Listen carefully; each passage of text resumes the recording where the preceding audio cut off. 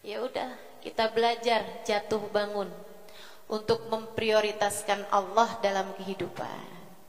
Kalau semakin kecil nilai dunia di hatimu, maka akan semakin besar nilai Allah dalam hatimu. Kan gitu ya? Semakin kecil nilai dunia dalam hatimu, Allahnya porsinya akan semakin besar dalam hatimu. Sebaliknya juga teman-teman. Sebaliknya juga, kalau gede dunia dalam hatimu, porsi Allah dalam hatimu jadi semakin kecil. Dan memang kayak begitu, urusannya gitu, antara dunia atau akhirat gitu. Kita mau milih akhirat aja deh biar nggak nyesel, Di akhirat nanti biar punya sesuatu untuk kita hadapkan kepada Allah Subhanahu wa Ta'ala. Jangan sampai nih jadi orang-orang yang di akhiratnya nggak punya jatah apa-apa selain neraka. Wa habita ma sana'u fiha, maka berguguranlah pahala apa yang sudah dia perbuat di dunianya. Wa batilum ma kanu ya'malun, dan batal apa yang sudah mereka perbuat. Sedekahnya batal, nggak dianggap. Kalau batal kan nggak dianggap. Sholat kamu batal tapi kamu lanjut sholat, dianggap apa nggak dianggap? Nggak dianggap. Teman-teman sekalian saya muliakan, ya Allah bilang batilum makan ya, batal tuh semua yang udah dikerjakan dari amal perbuatan kebaikan waktu di dunia. Oke, amal tuh memang katanya Sayyidina Ali bin Abi Thalib, liyakun qabulul a'mal indaka ahammu minal a'mal nafsu. Katanya beliau, kamu prioritas kepada amal itu layak diterima di sisi Allah, itu harus lebih besar daripada kuantitasnya amal itu sendiri gitu. Maksudnya kamu kalau mau ngamal itu yang bikin yang bagus, yang biar pantas diterima sama Allah Subhanahu wa Ta'ala, terutama keikhlasannya gitu ya, itu harus lebih kamu prioritaskan daripada jumlahnya amal itu sendiri gitu. Maksudnya tuh sholat gitu ya, daripada rokaatnya banyak, lebih baik sholatnya yang khusyuk, sholatnya yang benar-benar ikhlas karena Allah Subhanahu wa Ta'ala, nggak ngarepin apa-apa selain keridhaan Allah, itu lebih layak daripada kamu banyakin sholatnya akan tetapi tidak karena Allah Subhanahu wa Ta'ala. Gitu teman-teman sekalian, mudah-mudahan Allah karuniakan kepada kita kemampuan untuk itu insyaallah. Para ulama tuh ya, sama urusan dunia tuh kayak, dan itu saya ketemu sama orang-orang yang kayak begitu. Ketemu saya ceritakan tuh ada di buku Bidadari Bumi 1, Bidadari Bumi 2 gitu ya. Orang-orang yang sama dunia tuh bukan berarti mereka enggak mau dunia, dalam artian bukan berarti mereka kayak kalau dikasih nolak atau apa gitu, enggak selalu kayak gitu. Terima, habis itu bagiin lagi, kayak enggak ada artinya gitu. Di hadapan mereka tuh enggak yang kayak kita nih, dunia kita kekepin gitu ya. Jangan sampai nih ada yang ngutak-ngatik dunia kita nih. Duh, luar biasa benar ya Allah, ya Allah. Mudah-mudahan Allah selamatkan kita semua insyaallah. Amin ya rabbal alamin. Imam Asy-Syafi'i alaihi ridwanallah, satu waktu beliau mau masuk masjid, maksudnya beberapa jam sebelum beliau masuk masjid, ada orang ngasih beliau uang. Teman-teman sekalian, uang dinar, uang dirham tuh loh. Uang dulu tuh kan memang uangnya punya nilai ya. Ada yang dari emas namanya dinar, ada yang dari perak namanya dirham. Ada yang ngasih beliau uang. Halal mungkin, wallahu a'lam, halal lah pastinya. Begitu ya. Ngasih kepada Imam Asy-Syafi'i. Teman-teman sekalian, Imam Syafi'i mau masuk masjid. Maksudnya beberapa saat kemudian Imam Syafi'i masuk masjid. Apa yang beliau lakukan? Beliau gelar ridanya beliau gelar. Kemudian tuh uang dijembreng sama beliau. Uang itu digelar, ditaruh di atasnya surban rida beliau tadi itu. Kemudian beliau bilang gitu sama orang-orang yang mau masuk masjid, itu di luar pintu masjid ya. Beliau di luar pintu masjid, bukan di dalam masjid. Beliau kemudian bilang, siapa yang perlu silakan ambil, siapa yang mau silakan ambil, siapa yang perlu silakan ambil. Dan itu orang di zaman Imam Syafi'i masih pada baik-baik, masih pada soleh-soleh ya. Oh, zaman sekarang tuh diambil merida-ridanya. Iya sih, itu segitunya enggak loh. Orang ngambilnya ada yang satu keping, ada yang 2 keping gitu kan, seukuran dengan mereka perlunya seberapa gitu. Sampai udah berapa 50 orang ngambil sampai habis. Begitu habis dikibas sama Imam Syafi'i. Ini keren banget sini. Dikibas sama Imam Syafi'i, ridanya dipakai sama beliau sambil bilang, Alhamdulillahilladzi khallasana min hadza. Ya Allah, terima kasih, Engkau telah bikin saya selesai dengan urusan kayak begini.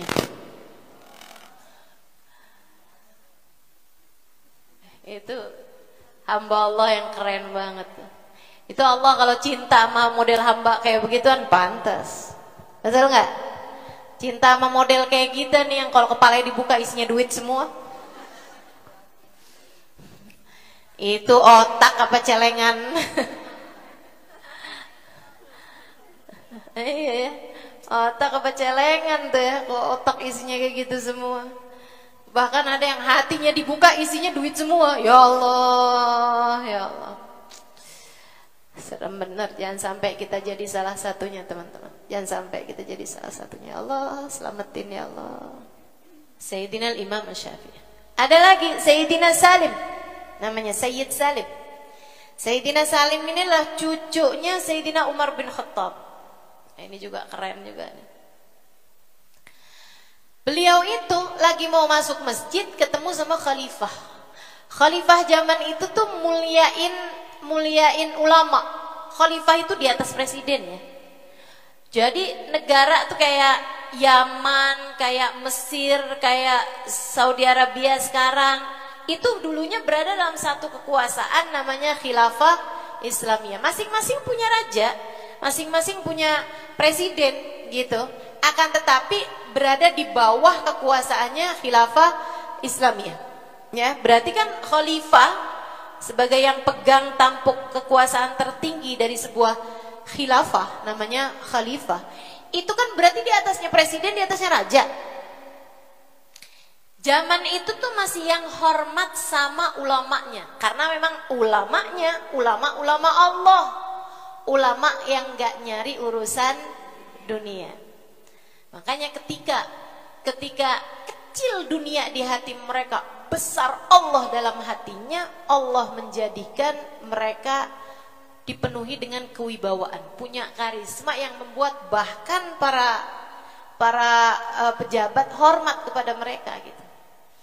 Saya nggak nyalahin pejabat-pejabat yang nggak hormat sama misalnya ustadz atau kiai, yang ustadz atau kiai tersebut itu memang isi kepalanya dunia gitu.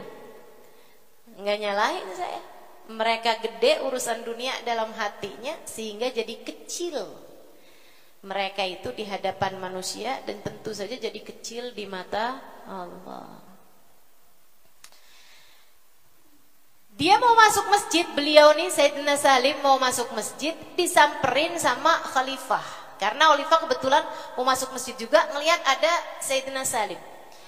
Begitu masuk ini nih pintu masjid, disamperin sama khalifah. Zaman itu ya khalifahnya nggak pakai patwal, nggak pakai samping kanan kiri ada tim dokumentasi lah, apalah segala macam bodyguard.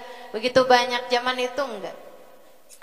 Jadi khalifahnya nyamperin Sayyidina Salim. Ya mungkin ada pengawal 1-2 orang gitu aja yang dampingin beliau gitu.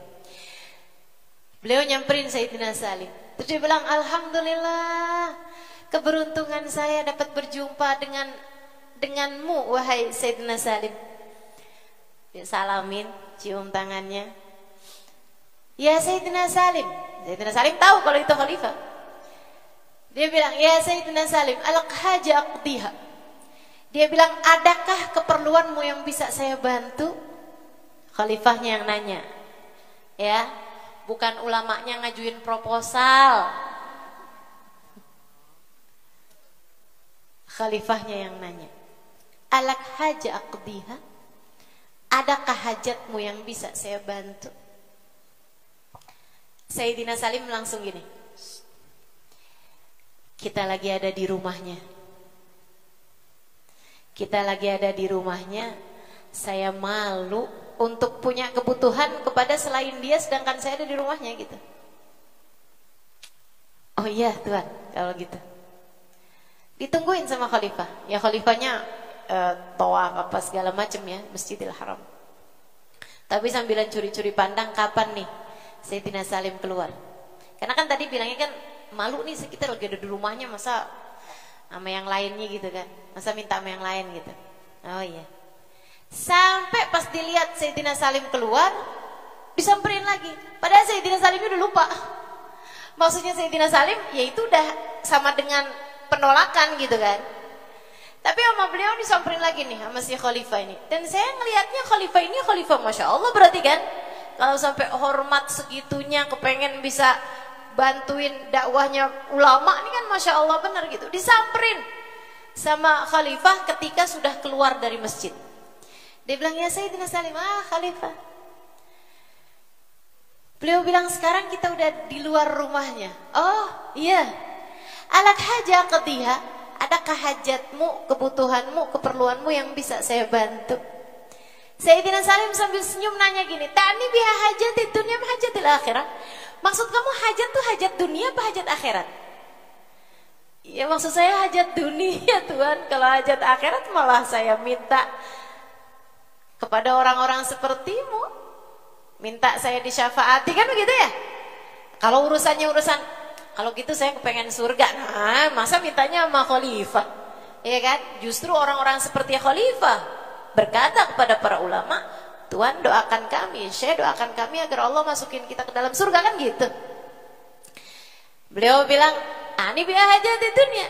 Yang saya maksudkan adalah hajat dunia. Kalau hajat akhirat ya justru orang seperti kami meminta keberkahan dari orang-orang seperti itu.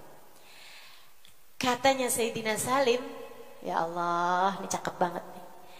Dia bilang, inilah as'alud dunya min malikiha kaifa as'al min ghairi malikiha.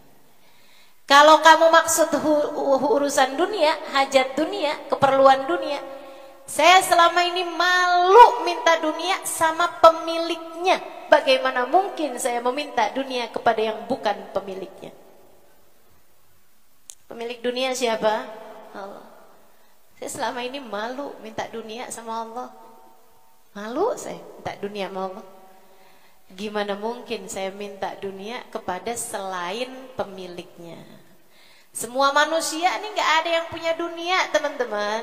Mereka sama kita, tukang makan dunia. Ya kan gitu. Siapapun orang, seberapapun orang tuh gak ada yang benar-benar punya dunianya. Gak ada. Ya Allah, yang namanya dunia ini memang benar-benar titipan dari Allah Subhanahu wa taala. Ada yang dititipinya lamaan, ada yang dititipinya bentaran. Orang punya berapa miliar dalam satu hari bisa jadi tersangka. Iya. Makanya kalau nonton berita tuh ambil pelajarannya. Jangan seru-seruan sama dramanya. Ternyata, nggak usah begitu. Ambil pelajarannya tuh kan. Dunia mah gitu. Dunia mah gitu, teman-teman. Dunia tuh gitu. Suka mengecewakan pecintanya. Dan anehnya, dunia itu malah suka ngejer orang yang gak cinta sama dia. Dunia tuh kerjanya kayak gitu tuh. Kalau ada cinta dikecewain. Kalau ada yang cinta sama dia dikecewain. Kalau orang gak cinta sama dia dikejar-kejar setengah mati. Betul apa enggak? Masya Allah, Masya Allah. Itu benar seperti yang disampaikan dalam salah satu hadisnya. Baginda Nabi kita Muhammad alaihissalam mengatakan, sungguhnya Allah berkata kepada dunia, ya dunia, man khadamani fakhdumi, wa man khadamaki fastakhdumi.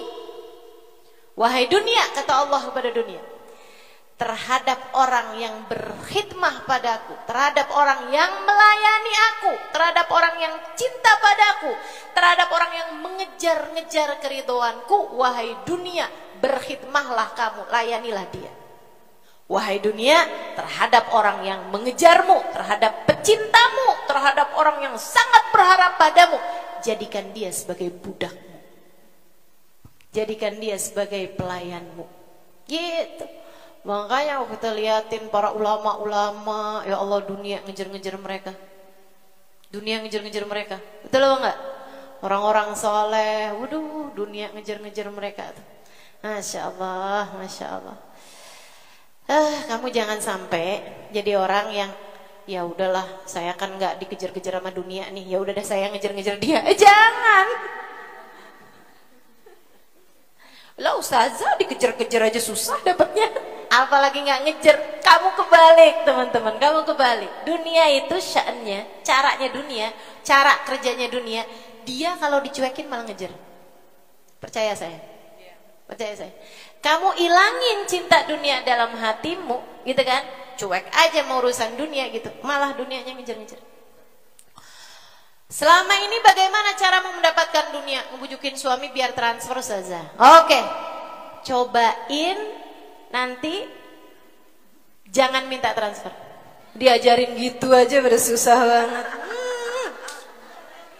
Gayanya pelajarinya sejarahnya Sayyidina Salim, Imam Syafi'i, waduh. Diajarin biar nggak minta transferan sama suami aja susah banget. Ya Allah, ya Allah. Ngeri bener ya. Cobain. Kamu cuekin, dunia malah ngejar. Malah pengen ini gitu. Malah dapet aja gitu. Malah dapet aja. Prioritas kamu nggak lagi urusan dunia, dunianya malah gampang kamu dapetin. Tapi begitu prioritas kamu urusan dunia, malah tambah susah dunianya dicari. Makanya tuh orang-orang nggak beriman keluarlah ucapan. Nyari dunia yang haram aja susah, apalagi yang halal. Nggak beriman, nggak beriman. Orang beriman nggak gitu bahasanya. Kami tolak yang haram, Allah gantikan kami dengan yang halal. Gitu. Enak teman-teman, kalau kamu itu dunia kecil di hati kamu, itu kamu akan dapat dunia dalam keadaan terhormat. Tapi kalau prioritas kamu dunia, urusan kamu tuh cuman dunia mulu gitu ya, itu tuh kamu akan dapetin dunia yang memang sudah dicatatkan, tapi dalam keadaan terhina. Coba aja perhatiin, ayo dong transfer, bilang sama suami nih, iya ntar. Berapa jam kemudian udah transfer? Belum, ini cerewet banget sih bini. Enak apa gak enak digituin? Berapa hari besokannya kemudian udah transfernya? Kok saya liatin belum masuk? Ya emang belum transfer. Ya ampun kamu nih, apa kamu?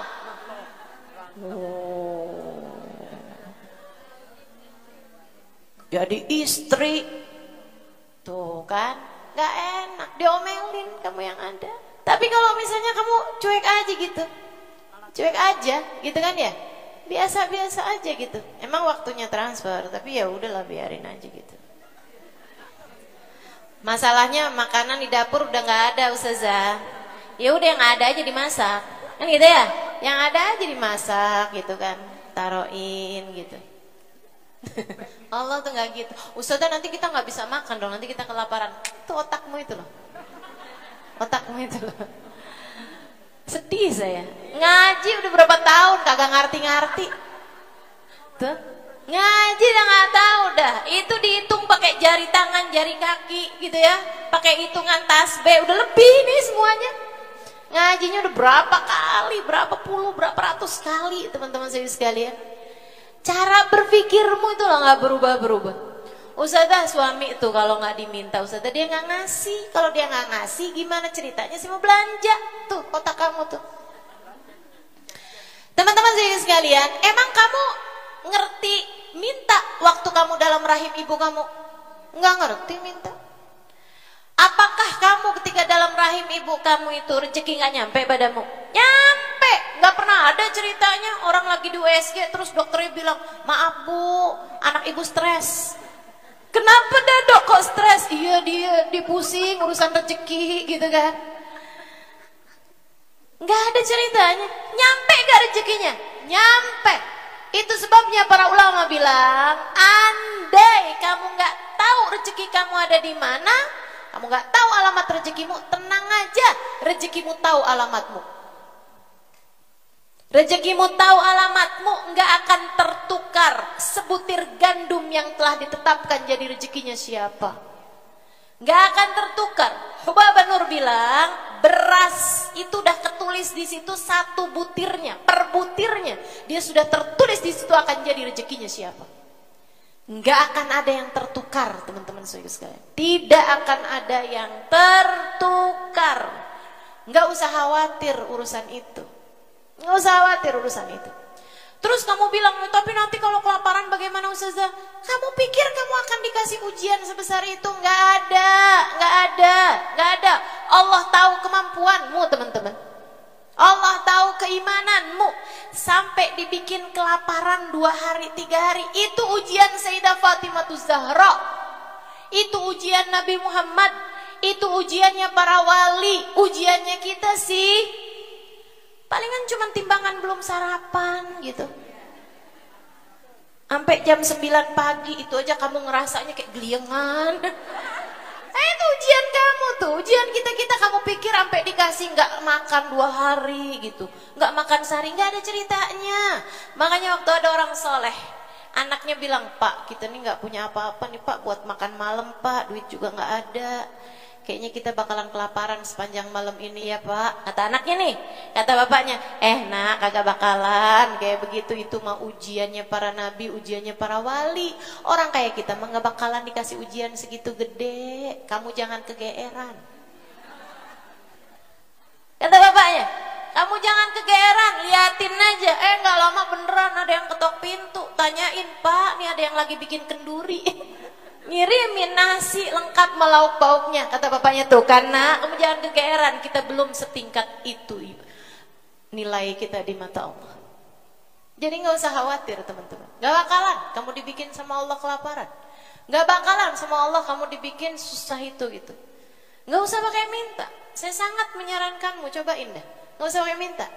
Nanti juga transfer sendiri kok dia.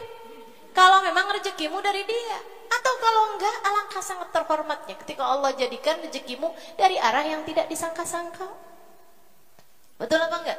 Tahu-tahu kamu pernah nunjukin orang ada tanah atau ada rumah, waktu ada orang nanyain, tahu-tahu jodoh, kamu dapat persenannya. Tahu-tahu gitu kan, lagi nungguin transferan dari suami 1 juta, 2 juta, tahu-tahu dapat persenan 10 juta. Kayak gitu emang kok. Aballah an yarzuk abdahul mu'min illa min haitsu la yahtasib. Allah gak suka ngasih hambanya yang beriman dari rizki yang udah dia sangka. Allah tuh sukanya ngasih surprise. Allah sukanya ngasih kejutan kepada siapa? Hambanya yang beriman, hambanya yang bertakwa. Allah suka ngasihnya tuh yang gak dia sangka-sangka gitu. Kalau nyangka malah gak dikasih sama Allah gitu kan. Kenapa? Karena beriman. Saya kok rezekinya selalu dari arah yang saya sangka ya. Setiap bulan memang saya tahu bakalannya dapat transferan dari suami. Hati-hati, jangan-jangan di mata Allah kamu dianggap belum beriman. Sebab aballah yarzuk abdahul mu'min illa min haitsu la yahtasib. Hanya kepada hamba Allah yang sudah beriman, Allah tidak suka memberinya rizki selain dari arah yang tidak dia sangka-sangka. Allah sukanya ngasihnya dari arah yang tidak disangka-sangka. Gitu. Wa qala ta'ala, dan Allah Subhanahu wa taala berfirman, "Man kana yuridul ajilata ajalna lahu fiha ma nasha'u liman nurid, thumma ja'alna lahu jahannama yaslaha madhmuman madhura. Wa man arada al-akhirata wa sa'alaha sa'yaha wa huwa mu'min faulaika kana sa'yuhum mashkura." Man kana yuridul ajila, siapa yang prioritasnya, keinginannya hanya urusan dunia, ajalna lahu fiha ma nasya, kami kasih dunianya buat dia, ma nasya, seukuran yang kami mau. Jadi bukan seukuran yang dia mau. Ini orang nih pengenannya dunia nih, aku kasih kata Allah, aku kasih seukuran yang kami mau kata Allah, bukan seukuran yang dia mau. Dia pengennya mobil, dikasihnya motor. Dia pengennya rumah yang mewah 6 kamar, dikasihnya yang 3 kamar, kan gitu ya. Suka-suka Allah Subhanahu wa taala.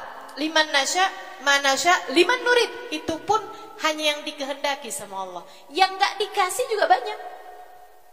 Ini orang nih, kepengenannya dunia nih. Nah, Allah lihat nih. Pengenannya dunia nih, prioritasnya dunia aja udah. Kata Allah, ya saya kasih juga. Tapi hanya kepada orang yang kami kehendaki, ada juga yang gak dikasih. Yang kami kasih ada nih, yang kami kasih. Itu pun dikasihnya seukuran yang kami mau aja. Dia mintanya berapa, dikasihnya berapa. Dia mintanya lebih kurang daripada yang dia minta itu. Sebab harapan orang terhadap dunia nih, andai dikasih satu gunung emas, mereka akan meminta gunung emas yang lainnya. Kan gitu, emang urusan dunia, ya enggak? Yang saya ceritakan tuh di buku Bidadari Bumi itu ya. Sebelum saya lupa, tadi soalnya saya kelupaan tuh habis ceritain Sayyidina Imam Syafi'i sama Sayyidina Salim. Teman-teman sekalian, yang saya ceritain di buku Bidadari Bumi itu. Ada orang datang kepada salah satu guru saya, terus dia cerita gitu. Dia bilang, Hubabah, saya kepengen Hubabah jadi saksi tentang ibu saya. Dia bilang, kenapa ibu kamu? Ibu saya tuh ustazah, dia keluar dari dunia seperti hari dia masuk di dalamnya, nggak punya apa-apa. Dan itu adalah harapan dan cita-citanya dari sejak zaman muda. Kalau ditanyain cita-cita kamu kayak gimana, dia bilang saya kepengen jadi orang yang keluar dari dunia seperti hari saya masuk di dalamnya. Kita kan waktu masuk dunia nih, kita dilahirkan, kita nggak punya apa-apa teman-teman.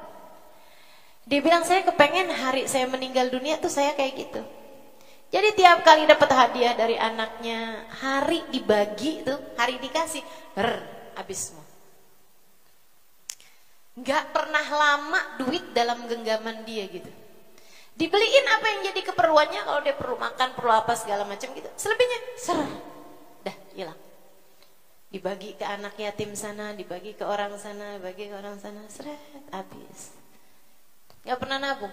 Ntar kalau ditanya sama anaknya gitu, Mah, yang kemarin kita kasih baju sama mama mana, Mah? Udah nak, kamu jadi banyak dah pahalanya. Kenapa, Mak? Udah mama kasih tuh sama yang lebih perlu daripada mama. Gitu. Uang yang kemarin mana, Mah?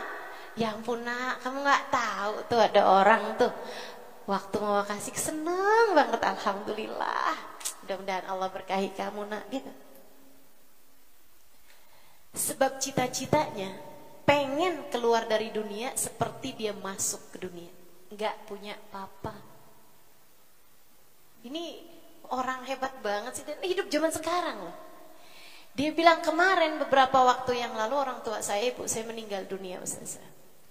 Dan itu di hari meninggalnya dia sama sekali nggak punya apa-apa selain baju yang melekat di badannya sebagai penutup aurat. Dia cuma punya piring satu gitu ya, buat dia hari-hari makan. Ini satu, itu satu, dah itu aja. Sendal kamar mandi buat dia ngerjain kesunahan gitu. Kayak gitu aja hidup. Tiap kali punya keluar, tiap kali punya keluar, tiap kali punya keluar. Kepengen keluar dari dunia seperti hari dia masuk. Dan karena dia pikir siapa tahu nanti malam mati, siapa tahu besok mati. Jadi setiap kali dapat ada dunia nih, cepetan gitu. Cepetan kasihin kayak gitu teman-teman. Ini akhlak nubuwah, akhlak keluarga kenabian, akhlaknya baginda Nabi besar Muhammad. Sayyidah Aisyah dulu kayak begitu, dan diajarin sama nabinya kayak gitu. Nabi itu pernah nyembelih kambing. Di hari yang sama tuh dengan nyembelih kambing, itu Nabi nyuruh Sayyidah Aisyah buat bagi-bagi dagingnya. Nggak ada tuh yang disimpan buat keluarga Nabi sendiri tuh. Dikit banget, jadi semuanya suruh bagiin. Yang ini buat keluarga sana Aisyah, lebih ya Rasulullah, Sayyidah Aisyah keluar. Yang ini buat keluarga sana, Sayyidah Aisyah keluar. Terus semuanya dibagi-bagiin, kecuali tinggal satu paha buat Nabi Muhammad. Dari 4 paha, itu Nabi cuma ngambil 1 doang. Katanya Nabi Muhammad, yang ini buat kita wahai Aisyah, yang ini buat kita, keluarga kita nih, keluarga Nabi Muhammad. Sayyidah Aisyah ngomong gini, Sayyidah Aisyah kan masih sangat muda ketika bersama dengan Nabi Muhammad. Beliau bilang ini, dahabal qul wa baqiya hadza ya Rasulullah. Wah, semuanya habis, sisa yang ini aja wahai Rasul. Kata Nabi Muhammad, kamu kebalik Aisyah. Maksudnya Rasul, semuanya sisa, yang habis hanya ini saja. Semuanya sisa, semuanya ada, yang habis hanya yang ini aja. Yang ini kita makan dan habis jadi kotoran. Yang lain-lain semuanya ada pahalanya, ada berkahnya, ada nilainya di mata Allah Subhanahu wa taala. Semuanya ada Aisyah, yang akan habis hanya yang ini. Diajarin menabi kayak begitu, masuk di pikiran Sayyidah Aisyah. Ya, seindah-indah pendidikan Sayyidah Aisyah ini ya. Makanya kalau ada orang ngomongin Sayyidah Aisyah yang gak benar, jangan percaya.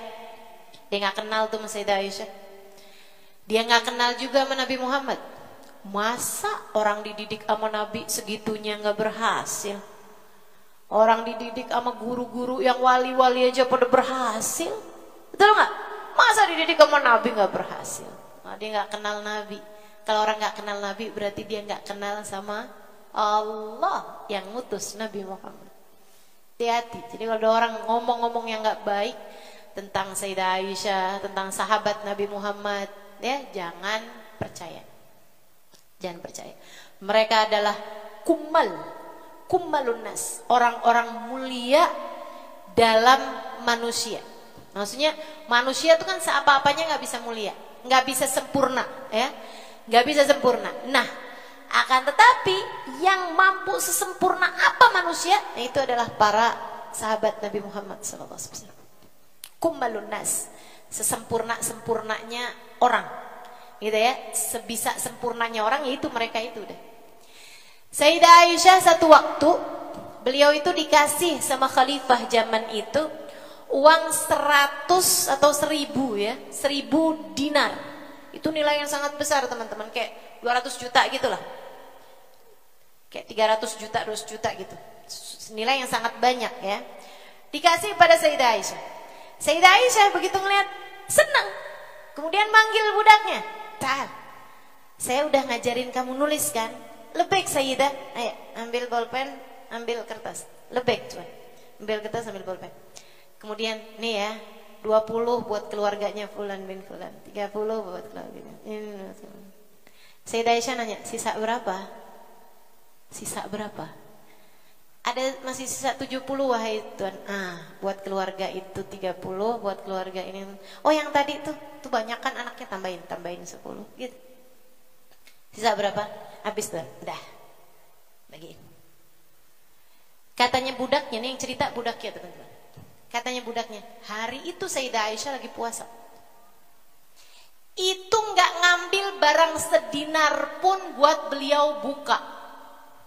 Waktunya buka, kata si budaknya nih, "Saya cuman bisa suguhin roti kering, dan itu tuh kayak nasi, itu pun juga udah kering, gitu ya. Sama apa namanya, sesuatu yang nggak enak gitu maksudnya, gitu ya. Buat buka gitu, roti kering dicocol kayak air gitu aja, nggak ada apa kek gitu kan. Kalau misalnya udah dapat 1 dinar aja itu bisa kebeli daging, bisa kebeli apa gitu. Ini si budak nih waktu nyuguhin kayak gini nih, "Maaf Tuan, kita lagi nggak punya apa-apa. Tuan sih tadi duitnya tuh dihabisin semua kasih orang. Coba saya tuh tadi dikasih sedinar aja gitu, saya beliin Tuan daging biar buka puasanya rada enakan," kata si budak. Dan dengar jawaban Sayyidah Aisyah. Sayyidah Aisyah tuh gak bilang, "Udahlah, yang penting kita tuh apa-apa akhirat. Udah gak apa-apa, kita susah-susah di dunia tuh gak apa-apa," gitu. Gak gitu teman-teman jawaban Sayyidah Aisyah. Apa kata Sayyidah Aisyah? "Kamu sih gak ngingetin saya kan lupa." Segitu gak berharganya dunia dalam hati Sayyidah Aisyah. Segitu gak punya nilainya dunia dalam hati beliau teman-teman. Sampai segitunya bilang, "Kamu sih gak ngingetin saya kan lupa." Lupa buat dirinya loh, lupa buat dirinya. Makanya kalau kamu tuh baca ayat Al-Quran bunyinya, "Wala tansa nasibaka minad dunya." Janganlah kamu lupa jatahmu dari urusan dunia. Kamu jangan pikir ayat itu diturunkan buat orang-orang seperti kamu. Kamu mah gak usah diingetin jatah dunia. Kamu mah perlunya tuh diingetin sama orang lain. Kalau punya duit jangan lupa sama orang, kan gitu. Yang perlu buat ditegur sama Allah, jangan lupa kamu juga perlu sama dunia. Itu orang-orang seperti siapa? Ya seperti Nabi Muhammad, seperti Sayyidah Fatimah, seperti Sayyidah Aisyah. Perlu diingetin, Aisyah, kamu juga punya jatah dari dunia. Jangan semua kamu pakai buat akhirat. Gitu. Nah ayat ini nih sekarang nih dipakai sama orang. Gimana sih nih ulama-ulama ini? Kok kita nggak boleh ngurusin dunia? Allah aja udah bilang, walatan sanasibaka minad dunia. Apa? Aneh bener. Kamu pikir kepada orang seperti kamu perlu diingetin urusan dunia? Yang ada orang seperti kita nih diingetin urusan akhirat. Betul? Ayat itu turun kepada baginda Nabi Muhammad yang pantas diingetin urusan dunianya. Kepada Sayyidah Fatimah pantas diingetin urusan dunianya. Sampai puasa 3 hari 3 malam gak makan apa-apa selain minum air putih aja. Ini yang kayak mereka-mereka nih perlu diingetin. Kamu juga punya badan. Kamu juga punya badan, hambaku. Kamu juga jangan segitunya melapar-laparkan diri. Wala tansa nasibaka minad dunya. Masya Allah, Masya Allah. Tuh ya, orang-orang yang tercinta. Si orang tadi itu dibilang, cita-cita saya pengen keluar dari dunia seperti hari saya masuk di dalamnya.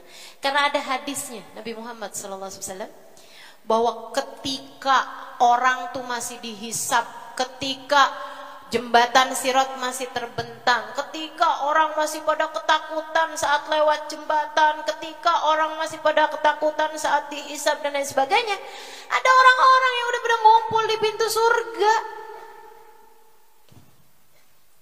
Nabi nanyain, man antum? Kalian siapa? Kami umatmu wahai Rasulullah. Itu tapi masih hisap kok, kalian udah di sini aja. Iya Rasul, kami mah nggak pakai hisap Rasul. Kenapa gitu kata Nabi Muhammad? Karena kami keluar dari dunia seperti hari kami masuk di dalamnya.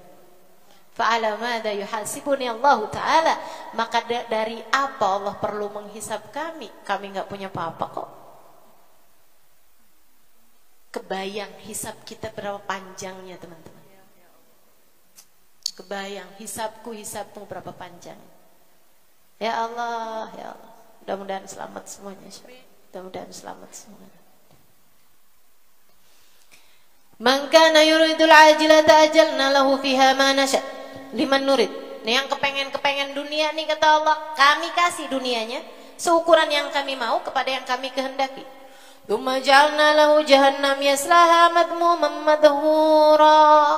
Kemudian kami jadikan untuknya neraka jahanam yang akan dia masuki dalam keadaan hina lagi rugi, dalam keadaan menunduk terhina, dalam keadaan madhur, dalam keadaan rugi, benar. Wa man aradal akhirah, jadi ini yang kepengenannya cuma urusan dunia, bahkan dia pakai akhiratnya buat urusan dunianya kayak tadi itu. Kami kasih kata Allah, tapi di dunianya doang. Kami kasih akhiratnya, ya udah silahkan dah, udah habis, semuanya habis. Wa man aradal akhirah, dan siapa yang kepengen akhirat, wa sa'alaha sa'yaha, dan dia berbuat buat akhiratnya. Jadi akhirat tuh nggak cuman sekedar kepengen. Saya kepengen masuk surga. Ya udah dong kalau gitu kamu ibadah. Ya malas. Ibadah nggak mau, tapi cita-cita masuk surga, gitu kan ya? Jadi nggak cukup. Kalau pengen akhirat, nggak cukup dengan arad. Tapi kalau dunia cukup dengan pengen, walaupun nggak dikasih, dia udah masuknya kayak begitu. Makanya sesedih-sedihnya orang di akhirat tuh, serugi-ruginya orang di akhirat adalah orang miskin di dunia yang kepengenannya kaya. Itu nanti di hari akhirat, dia itu sebagai orang miskin waktu di dunia, tapi dihisab dengan hisabannya orang kaya.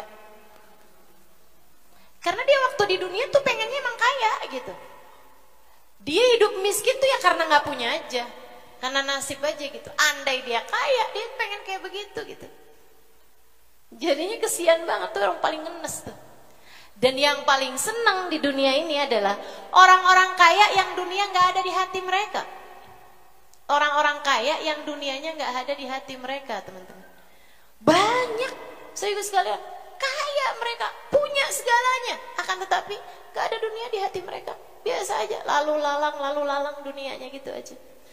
Ngasih orang paling banyak, gitu ya, amalnya banyak, nggak ada apa-apanya gitu, dunianya hilang nggak apa-apa, akhiratnya ininya hilang nggak apa gitu, nggak ada gitu dunia di hati mereka. Masya Allah nih orang kayak begini nih, Masya Allah. Teman-teman saya sekalian tuh banyak, Habib Ali Habsyi diantaranya, para ulama-ulama tuh banyak yang kayak begitu tuh, para wali-walinya Allah Subhanahu Wa Taala tuh banyak. Bahkan saya pernah dengar cerita dari anaknya seorang ibu yang suaminya wali min auliyaillah. Saya dengar sendiri nih.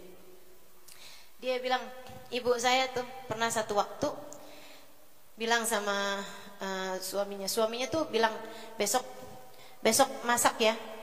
Soalnya mau ada tamu, ini mau pada datang gitu. Ulama-ulama mau pada datang. Si istrinya bilang gitu, tapi Beb,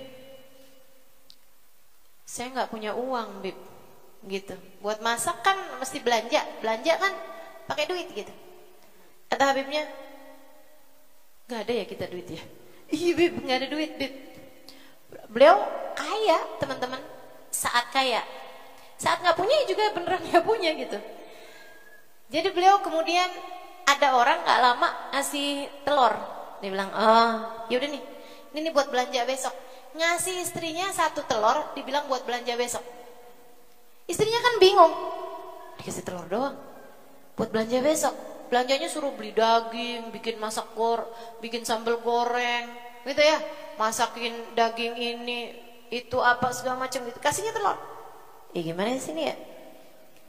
Tapi dia kemudian tahu suaminya adalah hambanya Allah Subhanahu Wa Taala. Dia pecahin, di dalamnya ada emas.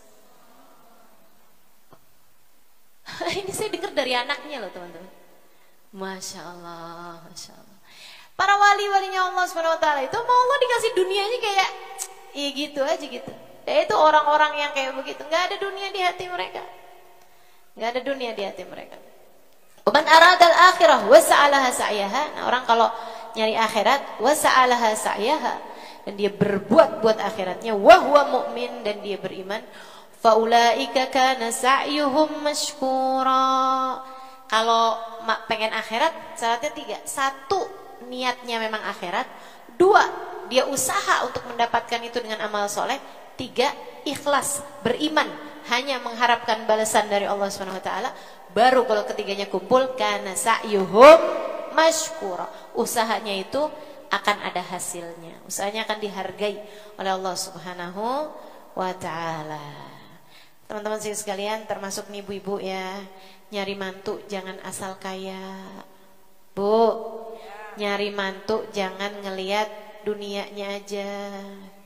Adik-adik juga yang nikah gitu kan, pengen nikah gitu, jangan dari doa tuh asal mintanya, ya Allah suami yang kaya, ya Allah suami yang kaya, ya Allah. Jangan suami yang pinter, ya Allah, suami yang ganteng, ya Allah, suami yang tuh yang kamu minta dunia semua tuh. Suami yang setia, ya Allah, yang nggak akan pernah ninggalin saya, ya Allah. Itu minta akhirat, minta dunia, minta dunia. Jangan, ganti doanya, doa-doa akhirat gitu ya. Ya Allah, kalau memang baik bagi saya untuk menikah, ya Allah karuniakan kepada saya suami yang bisa bawa kebaikan dunia akhirat bagi saya. Gitu. Suami yang sama-sama menuju jalan keridhaanmu, suami yang sama-sama beribadah padamu. Gitu. Doanya mesti benar. Ibu juga nyariin anaknya mantu juga mesti yang benar. Gitu kan ya? Jangan asal nyari dunianya, Bu. Nyesel nanti. Minta yang bawa kebaikan dunia akhirat gitu. Minta yang akhiratnya bagus, agamanya bagus, akhlaknya bagus gitu.